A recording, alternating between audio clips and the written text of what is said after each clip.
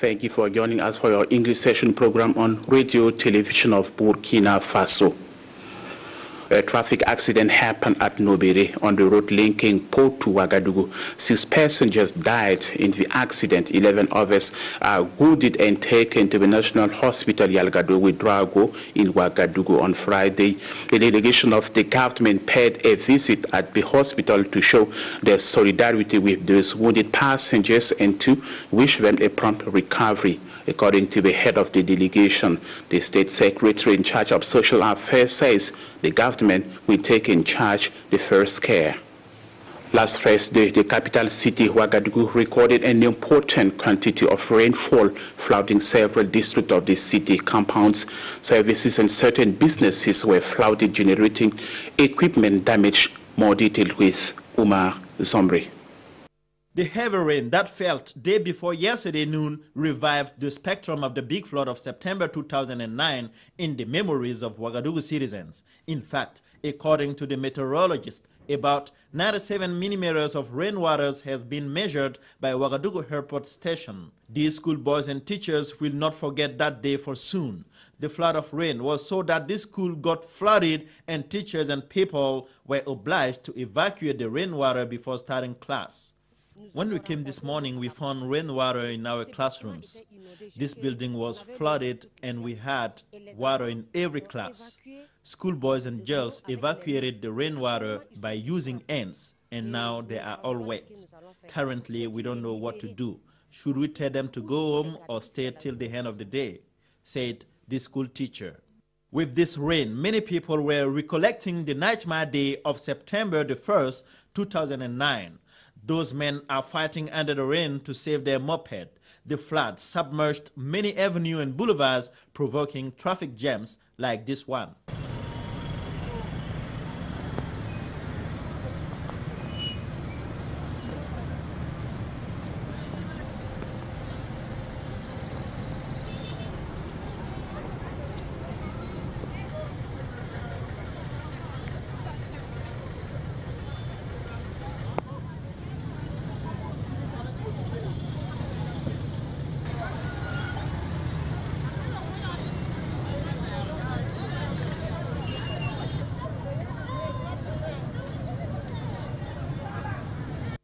This situation was not only observable in streets or roads. Here, rainwater swallowed up trees and houses. For the time being, there is not yet an official assessment of this flood, but something is noticeable indeed. Damages are very important, and many people are getting scary for the future because this is just the beginning of the raining season. President of Faso has been staying in Doha in Qatar. In this country, Roch Marc Christian Kabore met officials but also businessmen. Bilateral cooperation between Burkina Faso and Qatar and the reinforcement of commercial exchanges is the key issue of the visit. Let us find back Omar Zombri for the summary of this visit of President Kabore. Veditani, the national hymn of Burkina Faso, played abroad. We are at the palace of the Emir of Qatar, a country located in the Arabian or Persian Gulf. Here, Roch Marc Christian Kabore is receiving honors due to his rank in this small emirate but powerful country with huge gas and petrol resources. After the national hymns, the Emir of Qatar and his guest, President Kabore, walked 500 yards accompanied by the melody of the emirate fanfare. The welcoming ceremony over, time to talk about bilateral cooperation. Both head of state talked in a tete-a-tete conversation during 1 hour. After the end, a communique was released, but this tete-a-tete was mainly about finding resources to finance infrastructures in Burkina Faso.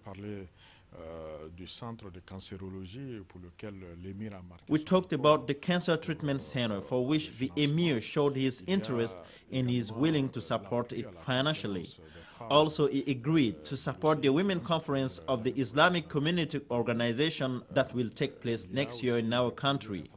We are also working on many infrastructures projects like hotels, with the support in equipment, intelligence, communication systems in the framework of fighting against insecurity.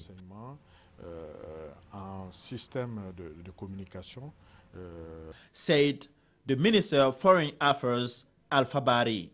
This official visit will reinforce and trigger both countries' cooperation to move steps forward.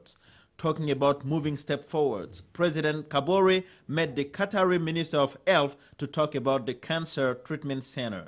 The Minister of Health of Qatar reiterates the support of her country to Burkina Faso about this cancer treatment center. Thousands of Burkinabe are expecting this center to come to life in order to solace or relieve the growing demands in terms of healing cancer in Burkina Faso.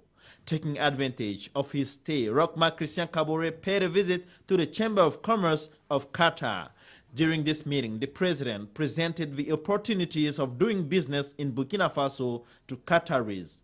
This presentation focused on main sectors such as agriculture with its growth poles, transport, and mining sector.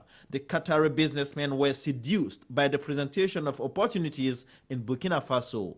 They showed interest to many sectors as agriculture and railroads. The president of the chamber said that they are looking forward to come to Burkina Faso for knowing much more about the business environment. The president also invited Burkina Faso Chamber of Commerce to pay them a visit for strengthening the relationship. Always talking about business, President Kabore met Akbar El-Bekir, a Qatari businessman who owns an aviation travel company. The travel cost from Ouagadougou to Doha is very expensive because there is not a straight line from Qatar to Burkina Faso.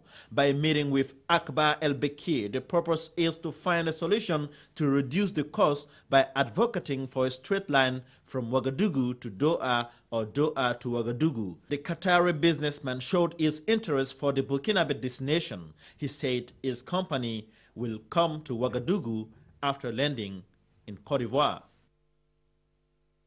Civil society organizations held a forum on Friday in Ouagadougou. The forum is to tell on what they call the impunity of blood and economic crimes in Burkina Faso. The civil society organization says they are claiming justice on the assassinations of citizens like President Thomas Sankara and the journalist Norbert Zongo and other crimes. Organizers says the way to real peace in Burkina Faso should go through two words: truth and justice. On the 27th of May, voters of several communes of Burkina Faso are called to elect their municipal council members. Those communes were not able to elect their councilmen during the municipal election of 2016. The Electoral Commission met last week different political parties running for the election on this issue. I invite you to listen to Newton Ahmed Bari. He is the Electoral Commission chairman. I can say that, what we have postponed to do is going well. And as you notice today, most of them, because there are 21 parties and one independent, but the Regroupement des Indépendants, who are competing for the election to come. And most of them was here today. And then we are very happy for that. And then we are expecting that things will go ahead in the same atmosphere. First of all, what we used to say is to say that we have to educate our citizens for democracy, because democracy is not a war. They have an opportunity to choose their representative in the different areas, so they have to do it in the spirit of of democracy, but not fighting each other. The only fight that we have to do is the fight of ideas, and then the citizen will choose the best one. The USAID program for water, cleaning and hygiene supply in West Africa has come to the end. Last week, the U.S. officials, authorities of Burkina Faso and some beneficiaries met to measure the outcome of the project, but also to think about planning another program to help countries involved to reach their development goals. The U.S. ambassador and the USAID regional director for West Africa are giving more details on this program. It's a regional program that covers part of certain countries here in West Africa.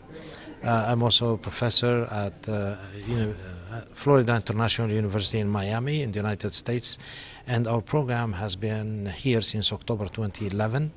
we have been focusing on water, sanitation, hygiene, food security, climate change, and capacity building, human and institutional capacity building.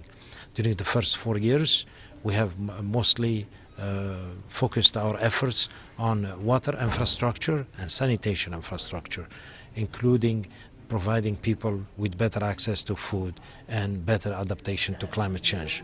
In that first phase, we have provided water to over 65,000 people, access to adequate sanitation to over 62,000 people, and trained tens of thousands of people and developed their capacity, whether it's in gender, food security, adaptation to climate change. We have worked with people at all levels, at the local level, national level, and regional level. For me, it's a great pleasure to be able to work with international partners from Florida International University, United States Geological Service, United States AFRICOM, who are working together with experts from Burkina Faso to best manage this essential resource of water in a way that helps the Burkinabe people who so desperately need a good management of this resource that contributes so much to the development of this country. So we're very pleased to be able to work in partnership with our Burkinabe friends and allies and to better manage this scarce and important resource. Thank you for watching. Stay connected to Radio Television of Burkina Faso to enjoy your weekend. See you next time and take care.